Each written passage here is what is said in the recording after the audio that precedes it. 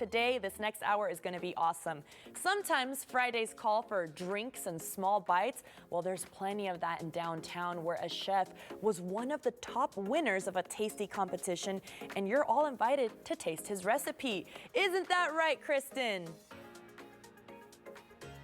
Yeah, Roma, Dorrego's is offering a super unique menu option right now. I'm joined by their executive chef, Brian Randolph. Good morning. Good morning. How is everybody? Hey, thanks for having us out here today. Oh, our pleasure. This is a beautiful backdrop, I must say. First, Brian, you are offering an incredible menu option, one of your award-winning tapas. You came third place in the U.S. competition. What inspired these tapas we're about to make? So this actually, I grew up hunting and fishing. I grew up in the hill country, and so I actually, one of my favorite fishing trips was a salmon trip, and so I really enjoyed it. And so, and then years ago when I was working for Bruce over at Beagle on the Banks, I learned how to do this smoked salmon, and so I've just always kind of stuck with it. I love it. So, yeah. I'm dying to get started. Where do we get started? Okay, so we're gonna make a cauliflower puree. And we're going to kind of move through things because it takes a little while to make this. So yeah, for no TV, problem. we're gonna go fast. Magic right? of TV, I love it. All right, so we got some shallots here. So we're going to saute our shallots. Just caramelizing them? Yeah. Well, actually, we just want to kind of start to sweat them a little bit. Oh, okay. We don't want to really pull the sugars out because we don't want to change the color profile from the cauliflower. Now, okay. Did it take you a long time to curate this? There was some thought that went into it, yes, definitely.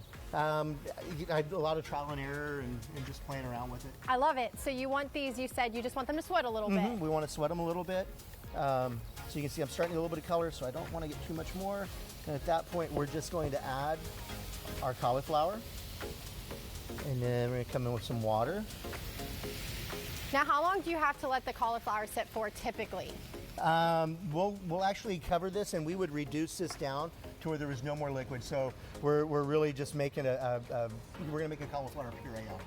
I'm curious what your competition was like. Tell me, was it nerve-wracking? Was it exciting? What was going through your mind during that? It was the first competition I've done like this, so it was really exciting.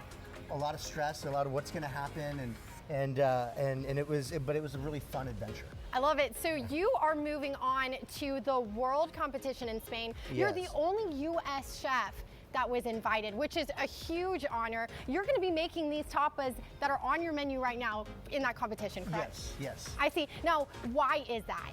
So they want it for consistency. So the tapa because I had to compete on a U.S. level, and then I was the only chef from the U.S. selected to go to Mexico, and then from Mexico to Spain, but they want us to use the same tapa throughout, so it's a fair competition. Now at Dorrego's, you offer kind of an Argentinian menu, correct? Yes. So what can you expect if you have a dining experience here? So here we're definitely beef heavy, so Argentine restaurant, I bring in all my beef from Argentina. And then we've got some other fun dishes on there. Like since we started doing this, I brought in a little bit of Spanish influence. So we do have some other Spanish tapas on the menu. Like we have a nice traditional Spanish tortilla, which is not like the tortillas we're used to in San Antonio. Yes. And then we've got papas bravas on it with a bravas sauce and a garlic aioli. We've got a shrimp gambas.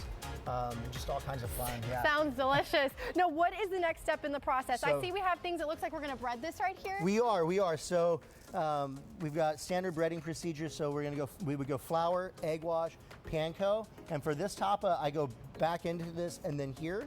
So I know since we were on TV, so we got to go a little bit faster. So I already pre-breaded some of them. We're going to go into our oil. Try to make sure I don't splash. Now for viewers at home, you're going to Spain for this world competition, but something really special is you're bringing some of Spain back to us here in San Antonio, yes. Correct? Tell us about that. How are you going to incorporate that into your new menu? So we're actually, as we move forward, I'm going to Spain and I'm taking the time to stay a little longer and kind of travel and try some different stuff while I'm there, get some inspiration. And then after the first of the year, we're actually going to change our concept. We're going to go to pan-Latin cuisine. So that way we can keep Argentina, but bring in some Spain. And then we have Naranja, which is our mezcal and tequila bar. And so that's obviously, we're going interior Mexico with that, more Mexico City. I love it. And so it allows me just to kind of, as a chef, play with all those flavors. and just have a lot of fun. It's very neat. You could just get such a unique dining experience here, Yes, it ma'am. sounds like. So how long do these have to fry for? So since everything in them is cooked, it's just a matter of getting everything golden brown. All right, and so then I've got some of these over here. Now- They're already golden brown. This is how you presented it in the competition, Yes, correct? ma'am. This is exactly how I presented it. So then we're going to go here.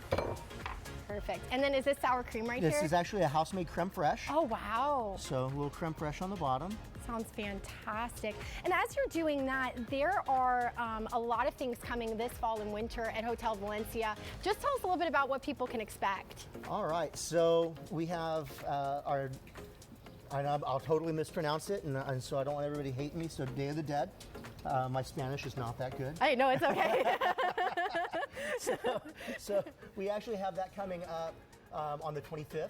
And so I'll be cooking out here. We're doing smoked barbacoa tostadas and then a pulpo street taco, so grilled octopus. And that's gonna have a charred pineapple and habanero pico on it. And then we're doing a Mexican chocolate cremoso. And so we're gonna do that with some signature drinks as Sounds well. fantastic. Okay, so when you're topping this off, we have, it looks like these are the shallots you had. No, actually, those are pickled red onions. Oh, pickled red onions. Oh, okay. And then the shallots, they were inside of it. Yes, the shallots, and so what I did was I made my puree, I cooled that down, and then I pureed the smoked salmon, shallot, and the cauliflower all together, put it in molds, I see. and chilled that down. And then salmon chives, is these chives, and then you have a little Balsamic balsamic. reduction with the salmon on top. Sounds amazing. And then lastly, how can people find Hotel Valencia? There should be I'm horrible with the website, so there should be a website on the page. Chef Brian, this is awesome. Congratulations. We're going to be rooting for you out in Spain for sure. I know people are going to want to check this out. Roma, I won't be selfish. This looks amazing. I'll for sure bring some back. Thank you. You're too kind, and all the best to Chef. What an awesome competition to be a part of. If you guys want to go taste that new menu, they are located at 150 East Houston Street, so maybe that'll be your date night tonight. But keep it right here on Great Day SA.